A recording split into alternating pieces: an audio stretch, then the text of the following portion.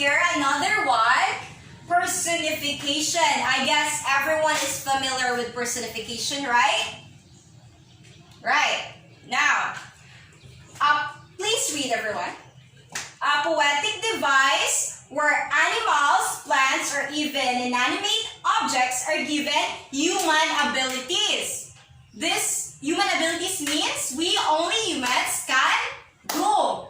Like for example, the cock is singing. Na ba in real life? Baso nagkanta or tasa? Diba wala? It's given a human ability. Do you get it? Very good.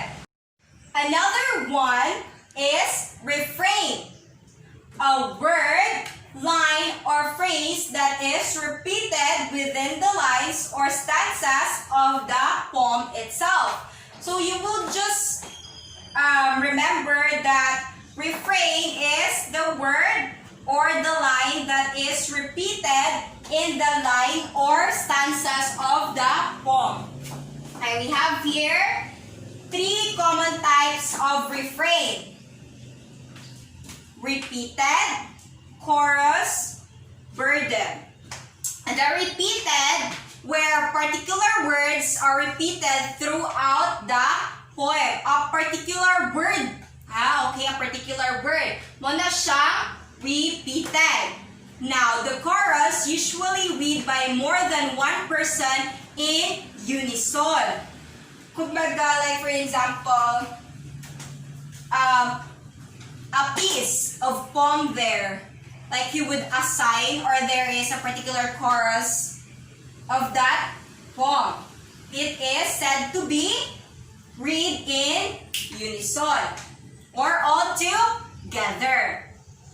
The next one is the burden, the most common form of refrain in which a whole word or phrase is repeated at regular intervals. Like sunod-sunod.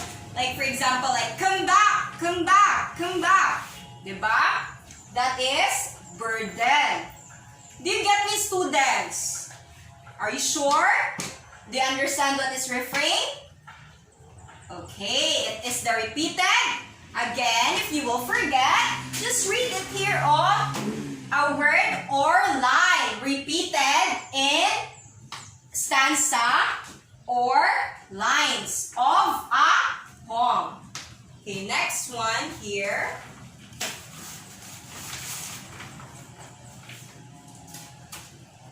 We have the rhyme. I guess everyone is familiar with rhyme, right?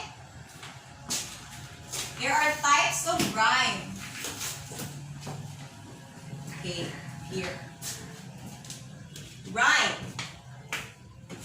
Rhyme repetition. Everyone, read. Rhyme, repetition of syllables, typically at the end of a verse line. So there, let's see here if this poem has a rhyme. Okay, there is. Through storm, wind, and heavy rain, it will withstand every pain. Which word? Which words rhyme? Rain and pain. Very good. Now, we have here types of rhyme. We have the full rhyme, half of para rhyme, and terminal rhyme. Okay. Now, the full rhyme, like for example, cat, hat. Diba? Like in between and in last. Magka, tunog, or they sound the same. Get that? Give me an example. Bat and mat. Very good. The half of para rhyme, like for example, cut, hit. Cut, hit. Do you observe the difference? Full compared to the full, right? Like, diba, our example last as previous is cut and what was that? Cut and hat. The middle and the last part is the same. They sounded the same. Wherein in the half of para rhyme, half or para rhyme, like for example here, cat, hit. A and I is different. The only letter that they sounded the same there is the letter T. So that is half or para rhyme. Next one is the internal rhyme. Rhyme that does not occur at the end of the line, the usual place. Diba? Like, for example, we have here, rain, pain.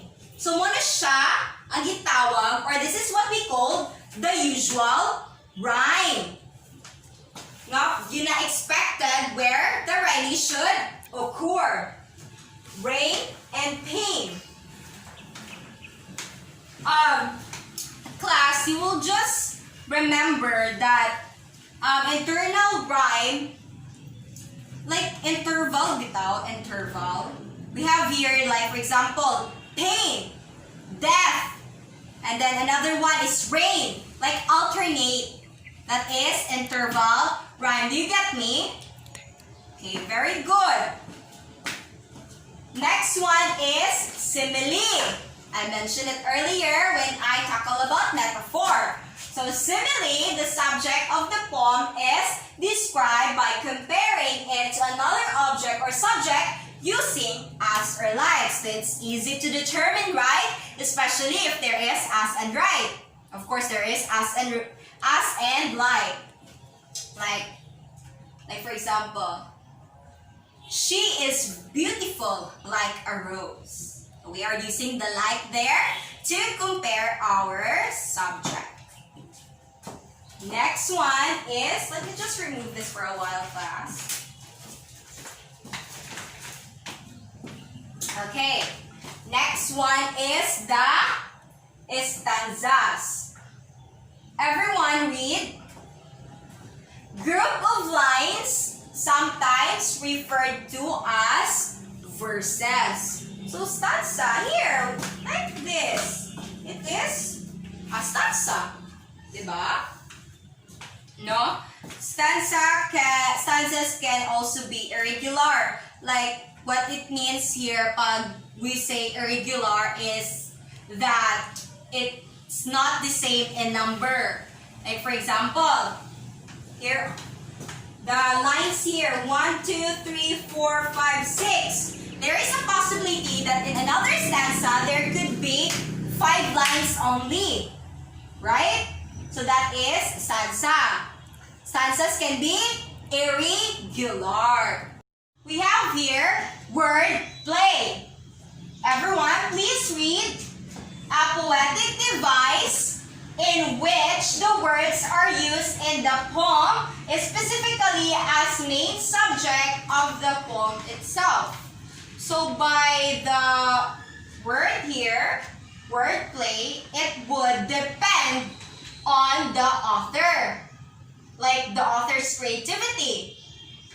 We have here puns. It's actually a type of wordplay. Puns are commonly used in newspaper headlines to grab readers' attention.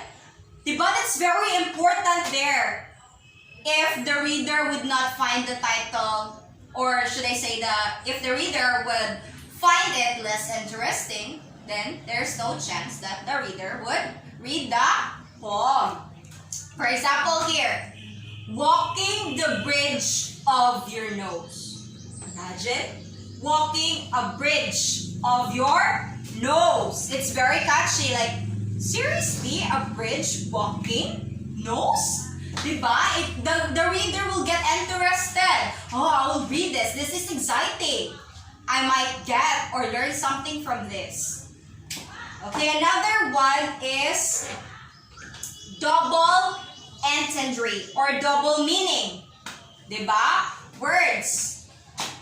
Siguro we cannot deny the fact that it's like, for example, the word present. There are 2 meanings. Diba? Words that has 2 meanings. Kanisha, the double meanings are found in the language of everyday things Take the following example, taken from walking the bridge of your nose. Like for example here, we have one is double meaning. Dr. Bell fell down the well and broke his collarbone. Doctor should attend the sick and leave the well alone. Diba? The doctor should prioritize Bell, not the well. But of course, actually class form depends on the interpretation of the reader. Since we could derive or create our own meaning out from it depending on our connection, our mode, or our feelings at that particular time. We have here a very noticeable poetic device, the rhythm. When every time that we read a poem, there is a certain rhythm. Like for example, in a song, right? There is rhythm. Okay, read. Everybody read. Created by the pattern of stress and unstressed syllables in a line or voice. Excuse me for a while, class. Okay. Read them. Here. Let's read again our poem. My love for you is like a raging sea, so powerful and deep it will forever be. Do you get that? There is a tone or rhythm, right? Just like it's pleasing to the ears. It's very pleasing. And it is also appealing. Do you get that? Okay. We have here the hymning. Naming something by a two-word compound expression. Two-word compound expression. For example, my dog. Two-word. Diba? Two-word. Wait, excuse me again. Two-word compound expression. My and dog. It's a two-word compound expression. Another one is night howler. Diba? We have here rabbit catcher, bear hunter. Diba? That is key name. Next one is calligram. Everyone, please read. A poem in which the calligraphy, the formation of the letters of the font selected, represent an aspect of the poem's subject. Calligraphy. Or the font. Diba, class? Have you observed that there are some poems that actually shape something? Like for instance, I have seen a poem that shapes a flower. Like the formation of the words, they are shaping it into a flower, into a vase, into a child. You know, calligraphy. It actually catches the attention. Like when you see the font size, like how amazing it is, it will actually like, whoa, I think this is interesting. You know, it can attract attention. Do you get the calligram? It is how you write the poem or the design, the font or the style in a way that the poem that you should write. Here. Also, everyone is very familiar with hyperbole, right? A large exaggeration to draw the reader's attention to a specific feature of concept. Hyperbole. Who can give me an example of hyperbole? What? A homework is going to take forever? Okay, good one. Another one. The cat is flying? Okay, that's good. But we all know that there is no such thing that the cat could fly. Diba? I think you already understand hyperbole.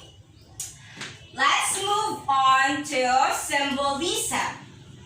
A shape or object is used to represent much larger concept.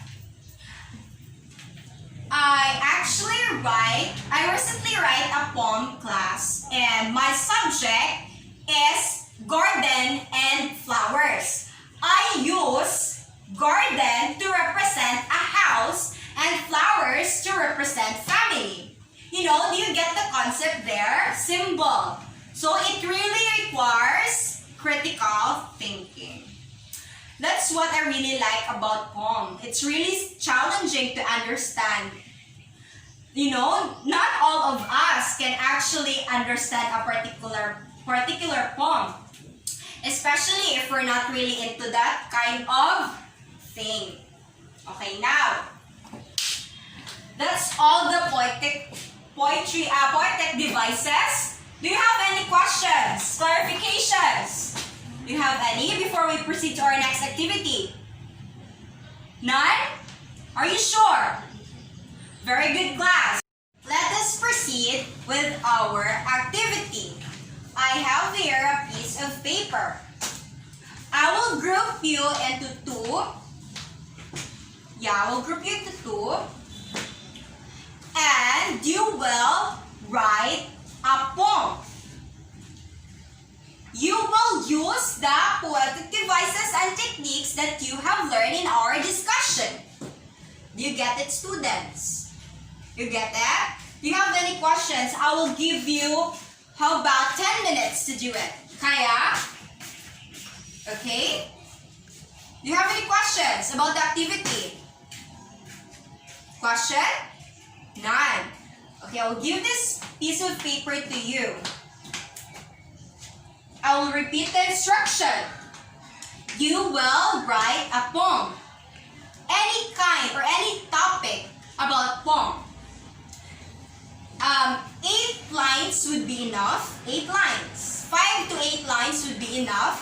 You will use the poetic devices. Okay? And techniques that we have discussed. Do you get that? Is the instruction clear? Okay. I'll give you 10 minutes. 10 minutes, okay? The time starts now. After 3 minutes. Students, time is almost up. Are you done? Let me see your work. 10 seconds. The other group. Okay, in 10.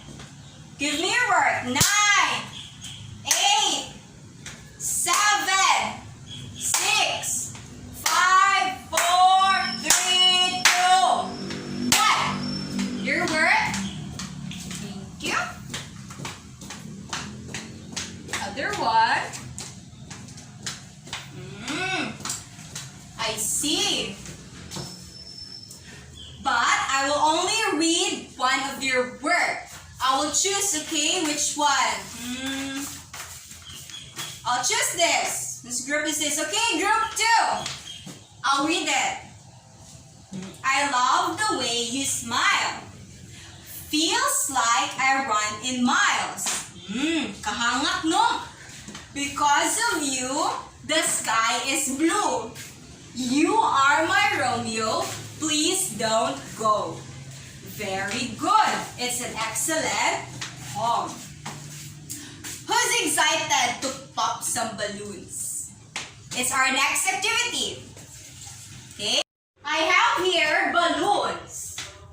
Okay? Inside the balloons are sentences, stanzas, or phrases.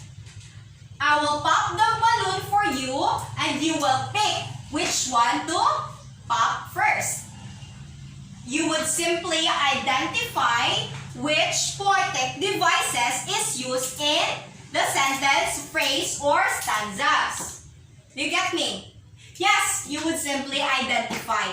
Yeah, the poetic devices. You have questions? Okay, let's proceed. Which balloon? Which balloon? This one? This one? Okay. Let me just have this pointy ball pen. Okay, let's pop this. Wait, it's not popping. Let's put it back. joke. Where is it? Oh, there. Wait, this is... Ah! Okay, there. I'm very sorry. Okay, let me continue reading this one. Mind reader. Mind reader. Do you remember the two noun compound? It is keening. Very good. Let's pop another one. I'm a bit nervous now, class. Okay. Which one? Don't laugh at me. Which one?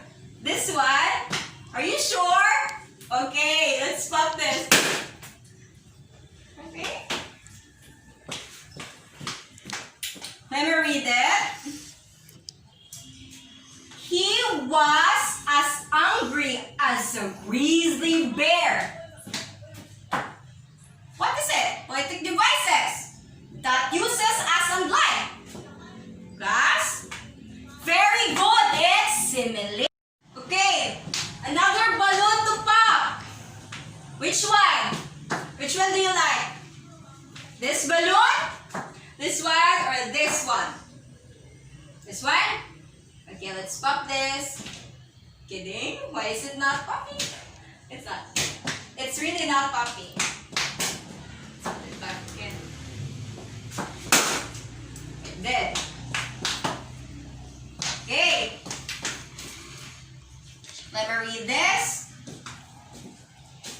She sells seashells by the seashore. What poetic device? People, the consonant. The consonant. What is it? She sells seashells by the seashore. It is alliteration. Very good. Let's proceed with another one. Which one? Which balloon? This one? Okay. Okay. Here.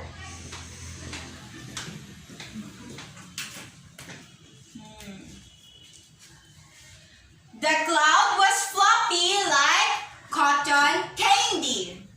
It's very simple. Yes, very good. It's simile. Another one. Last balloon. What? You still want more? Last balloon.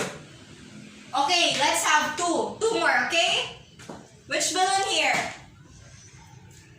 This one? Okay. Wait. Over here. Okay. There. Oh, I'm sorry, class.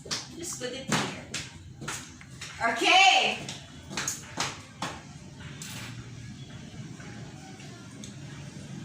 That pessimistic horse is such a nice sayer. Sayer. Nice sayer. What is it? The compound noun again. It is. The other one, not the vowel. The consonant. Keening. Very good. Okay. This will be the last balloon, okay? Last one. Which balloon?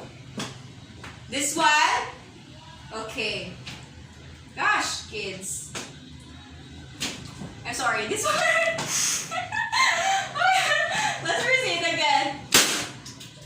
There. Okay, I think I got a stanza here. Let me read for you.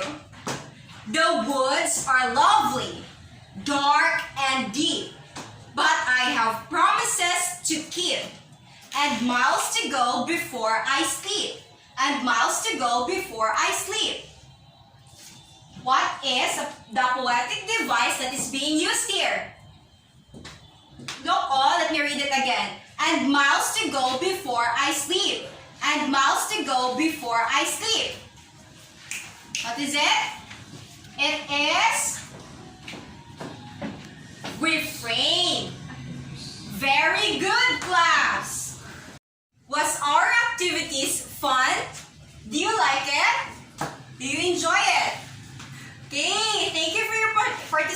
question, students. Now, let us check if we have met our objectives.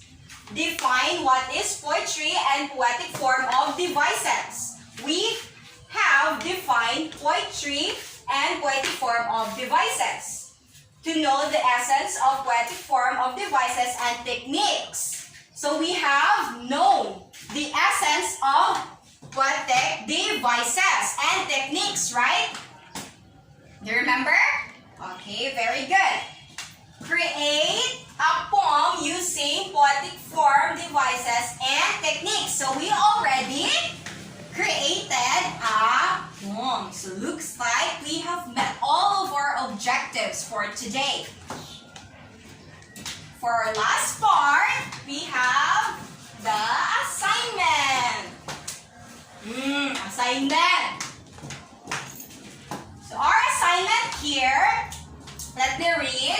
In a short bond paper, find a song lyrics and select a part where there is a poetic devices and identify where it belongs, or identify the use or what poetic device is used.